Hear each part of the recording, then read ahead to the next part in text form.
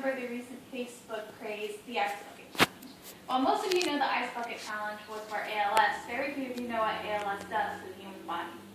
ALS is a neurological disease that affects human muscles. This disease systematically shuts down muscle systems until it paralyzes the diaphragm and the patient dies from asphyxiation. This disease process is slow, long, and painful. It slowly traps its patient in its own skin.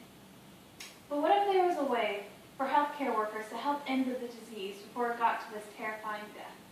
What if there's a way we could help end the suffering before the patient sank into insanity from the pain? Euthanasia and physician-assisted suicide, or PAS, should be a right given to terminally ill patients who are suffering from extreme pain or loss of self. There are many countries who have already legalized euthanasia. Today I'm going to talk about those countries, how healthcare workers and the public feel about euthanasia, and then explain to you why you should support the legalization of euthanasia. Many countries have supported it for a while and have legalized it. These countries have strict criteria for which patients will qualify for this procedure. The Netherlands legalized euthanasia in 2002. If the patient wants to go through this procedure, they must submit a report to a committee to have it confirmed. Only a physician can perform this procedure and must have adequate documentation of the entire process. There's very few cases reported each year, only 3 countries. Switzerland is another country that legalized euthanasia. It was one of the first to legalize it back in 1947.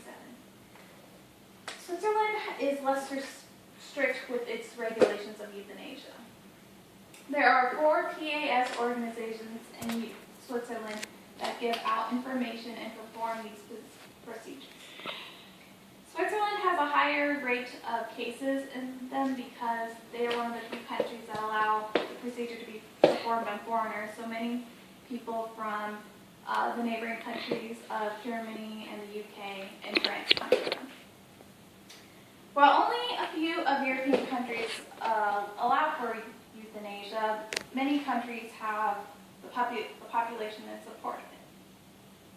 Healthcare workers are in support of it because there are cases of euthanasia occurring all over the world, even in countries where it is illegal. This procedure, if it's done in secret, is usually abused or neglected in some way, and it affects everyone in a negative way, and they want it to be legalized so it can be open communication.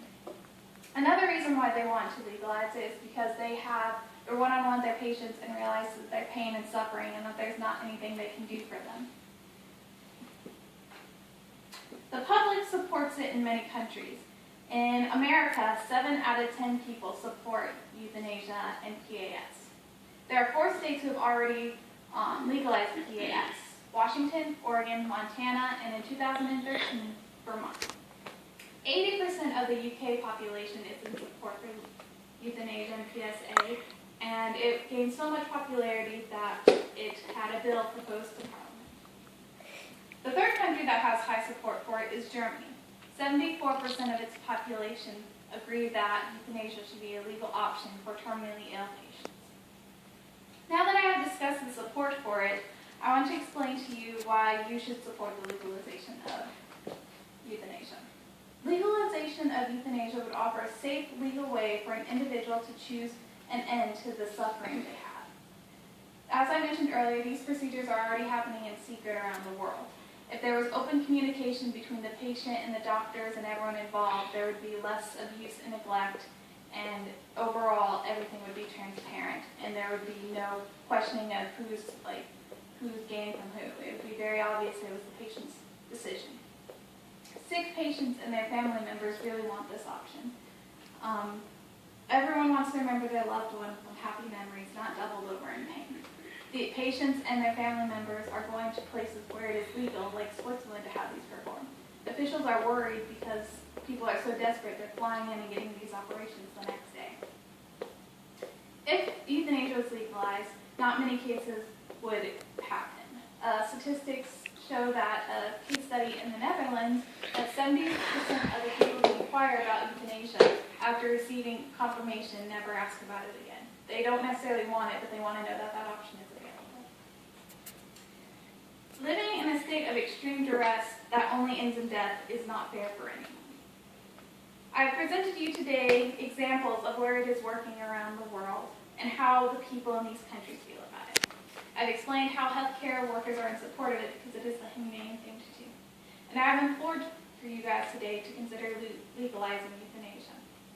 I leave you today with a quote from Pamela Bone, who was a writer diagnosed with terminally ill cancer. She sums up what most terminally ill patients feel. She said, "I do not fear death, I only fear what I have to go through to get to it."